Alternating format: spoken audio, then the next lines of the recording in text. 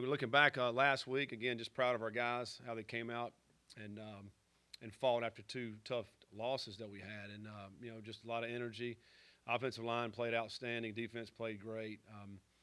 So yeah, it was a great win and something to build off of as we head into the back half of the season. We know we have NC State this week, and Coach Dorn's done a great job down there. Um, you know, Very good football team. They lost a heartbreaker last week to Miami, 31-30. Playing really good defense. Very aggressive up front. Linebackers flow and can tackle. And then offensively, I think they have a quarterback that's playing some really good football right now. His touchdown to interception ratio is really strong. He can throw the ball. They have some two really good running backs. Their offensive line is very solid. So I just think overall they're just a good football team. They're playing hard, and that gives you a chance. And they sitting there at 5-2, another ranked team that we have an opportunity to go play on the road. It's going to be exciting. This will probably be the best atmosphere on the road that we've played in since we've been here. And I know NC State always has a live crowd, and the last time we went down, it was kind of their record wasn't as good, and it was rainy, and the crowd wasn't as good. But we anticipate this crowd to be a very good crowd, and Halloween, and so a lot of things going on with this one. So, but I think we're looking forward to this and an opportunity right now. We told our team, kind of where we're sitting within the ACC standings. There's still a lot of great opportunity in ACC. We take care of business Saturday, then we're sitting in second place on our side. Everybody on the other side has at least 2 losses except for Pitt in the conference. And on our side, everybody will have 2 except for Wake. And, and there's a lot of ball left to be played. So they're still playing for a lot of things at this point in the season. And you got to find all those things as a football team. We're sitting here where we are right now in this point in the season. We came out of this last game very healthy. That was probably the best game as far as health-wise after playing a game that we've had all season, and that's big for us at this point in the season, particularly coming off of that bye. So we're excited about this opportunity this week and looking forward to playing NC State. Scott, it's Jody Dunley with Cardinal Authority. When you just said heartbreaking losses like 3 times, I think, and everybody, as you're about over halfway in, everybody in this league seems to be 1-point game, 2-point game, 4-point game. There's not a whole lot of blowouts. You've seen a lot of the teams now on tape, I think, as you prepare for others. Is that just the way it's going to be all season, you feel? Well, it may be. It's as you're watching all these games in our league. They're so competitive. Like every game is like right there down to the wire. And what we've talked about is we all know this. Really, it's how you finish these games in the fourth quarter. That's why it's heartbreaking, particularly the Virginia game when you're sitting there up at 17 and you just didn't find a way to finish it out. And to their credit, they did. They found the ways, and that's why they're sitting there with the record they have. And the same with Wake Forest. And because they're finishing out these games and they're finding a way just to make one more play in order to make that happen. We were able to do that this past week. This game in the fourth quarter was a one-possession game. It could go either way. Offensively, we took the ball and went down the field and scored a touchdown. That was huge for us. And we got to be able to do those kind of things, close out those teams, and win that fourth quarter. It will be no different for most of these games that we're going to play the rest of the season. You just think about State last week against Miami. Miami's a 2-5 team. It doesn't matter. The game's coming down right there to the very end of the game, and it's a 31-30 game. So, that's just the way this is, and you got to be able to play the full game and be focused throughout the whole game. Scott, Matt McGavick with Sports Illustrated. You mentioned after the Boston College game that part of the defensive game plan was to be aggressive, stack the box, send pressure. After the success you guys saw being aggressive on defense, is that something you want to continue to employ moving forward, or was that just specific to that individual game plan against BC? No, I think obviously we want to play great defense. We want to be able to put pressure on offenses, and there's a time and a place for certain things, and we even dropped 8 in that game, and it worked several times. But you have to bring pressure. You have to be able to make those quarterbacks be uncomfortable because these quarterbacks in this league are pretty daggone good. And if they sit back there long enough, they're going to pick you apart. And, so there's got to be times where you bring pressure, get him off his spot, make him have to make a decision earlier than he wants to make. And that's going to bode well for us. And defensively, there's no different like when they come after Cunningham, where he's got to throw the ball a little bit earlier than he wants to. A lot of times it doesn't work out in our favor, and where he's been great is where he's able to get out of trouble and go get first downs like he did Saturday. And so, yeah, we want to be able to do that. We want to continue to mix it up, bring pressure.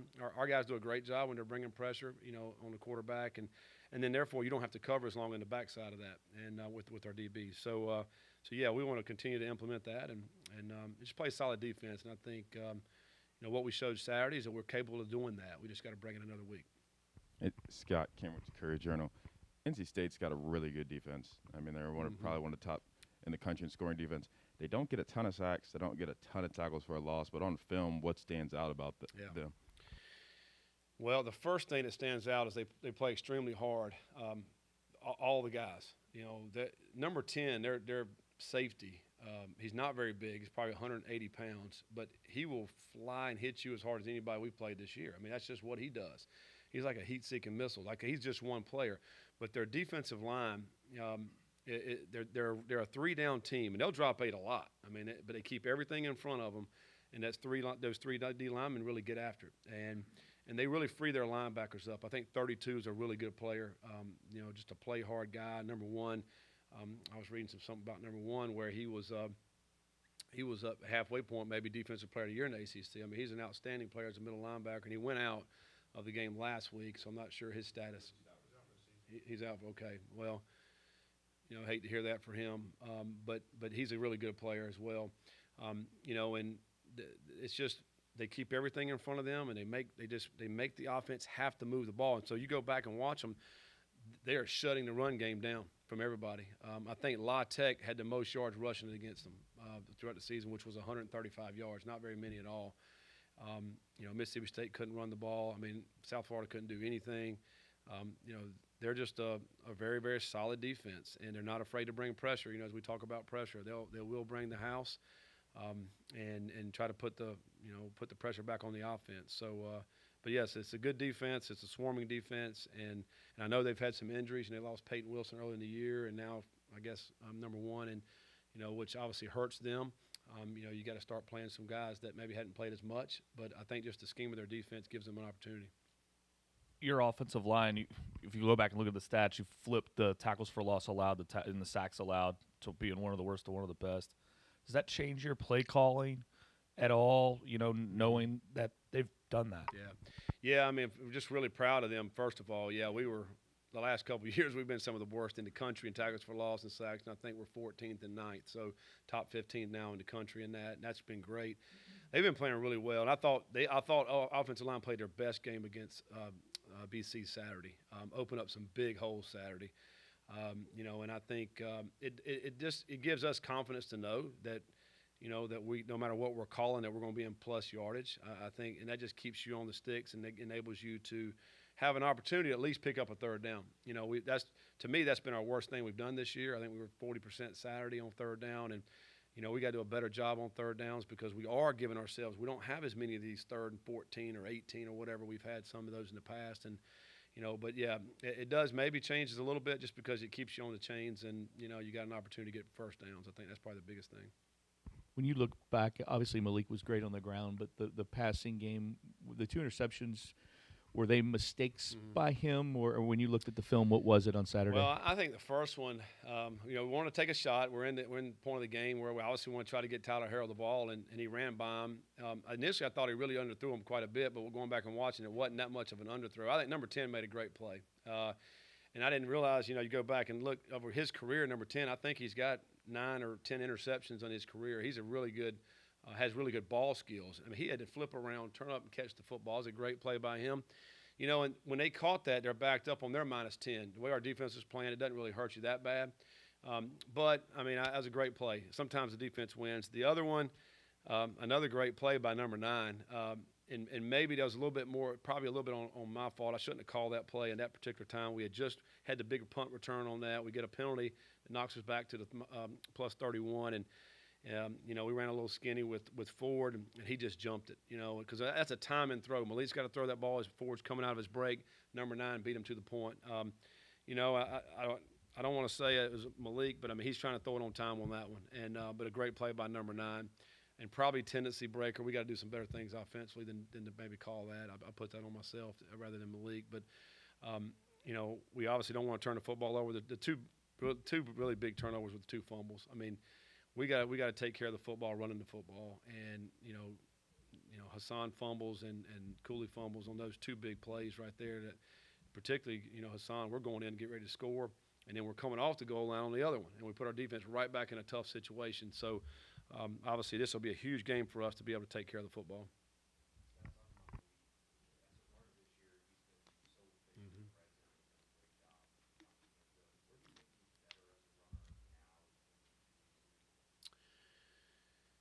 Oh man, that's a good question because he's always been a pretty good runner.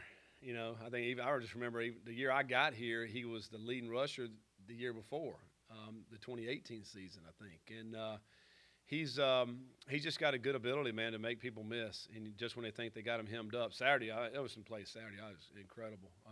I didn't know how he got out of it, but I think this year we got some really intentional plays for him, and I think where it gives him a better opportunity to be able to make some plays, particularly down in the red zone. We want to put the pressure on the defenses we're playing and allow him to be able to run the football within some of those situations. And he's been a good decision maker. I think better decision maker probably this year maybe than in the past with him running the football. To me, the biggest growth is poise in the pocket. I think that's been the biggest thing this year. I'm watching the film from NC State 2 years ago, and man, there's times – we got some guys open, he just take off running. Where this year, sitting in the pocket, he's making those throws, and when he does need to get out, he's been able to do that. So I think just decision-making has probably been the best thing this year. Scott, you mentioned the fumbles, and obviously Cooley's the one who fumbled down to kind of near the red zone. You put him back in on that last drive to kind of finish the game off. What does it say about him that, he's a freshman, is able to put that behind him so quickly and finish the game off? Yeah, that was big. I think, anytime you do have a mistake like that, you want to try to get them back out there so they can get that confidence back up.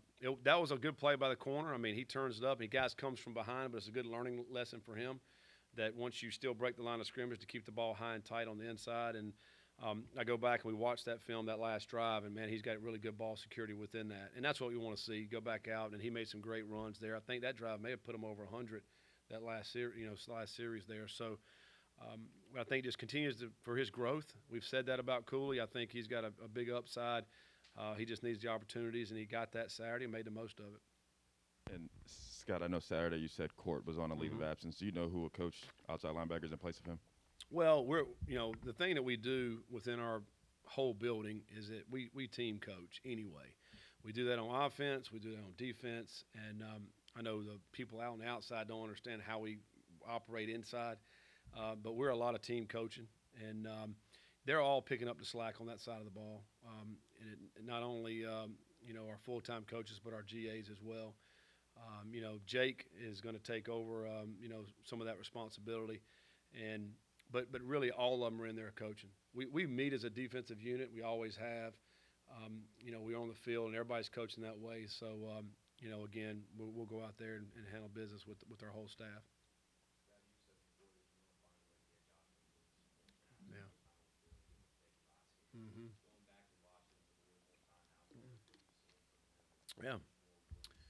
Yeah.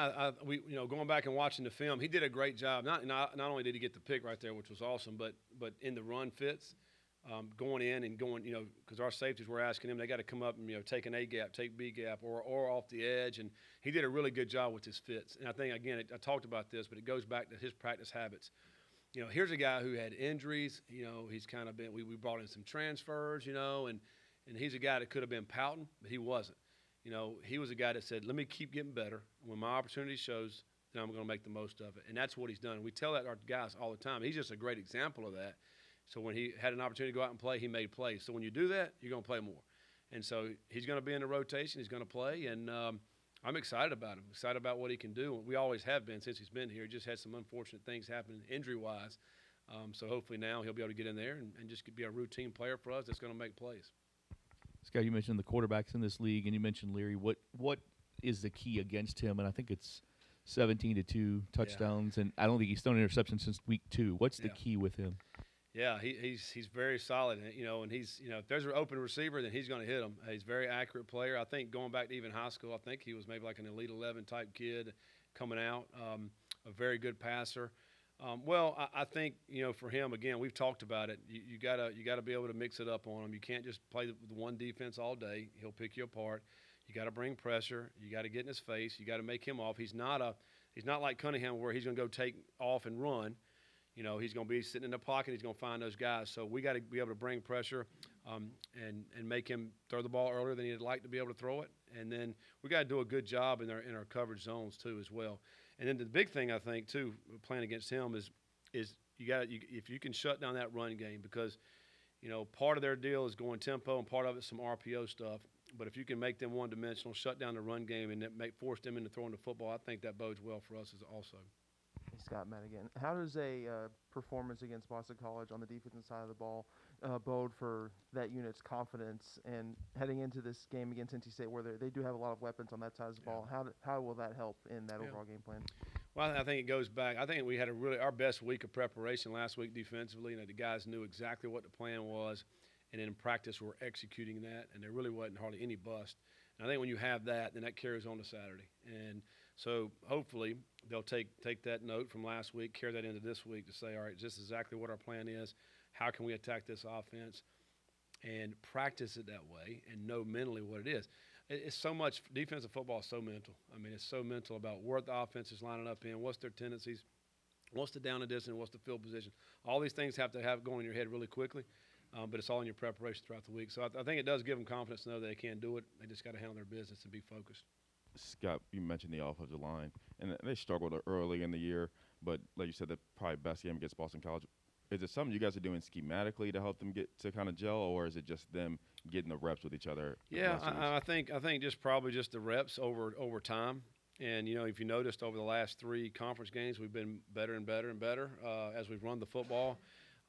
And, you know, again, we talked about it last week. Boston College giving up 120-some yards rushing the game, and you rush for 331. I mean, that's a big-time rushing performance, and it started up front. I think we're starting to mesh and gel with our guys up front. We're playing 7 guys, and they're getting significant action, those 7 with the rotation. We're also healthy. You know, Gonzalez was hurt early in the season. Adonis was hurt early, and Renato was hurt early in the season. And so this past week, they all were healthy, and I think that also helps. So now you got experience with all the guys playing together, and they're all healthy, and I think that was probably a big reason, you know, why they were able to come out there and perform the way they did. Mm-hmm. Yeah, you know, I think it takes time when you get some new coaches, particularly when you got 5 guys that you're coaching. So I think that's been a great adjustment, and over the course of the season to know, all right, here's his style of coaching, how the guys play in, what are our adjustments, how do we go about those, and that's been a lot smoother over the last month. You know, I think first game, you know, you got to work on some things. Second game, you know, then you start getting better and better. So, but Coach Bick's done a great job.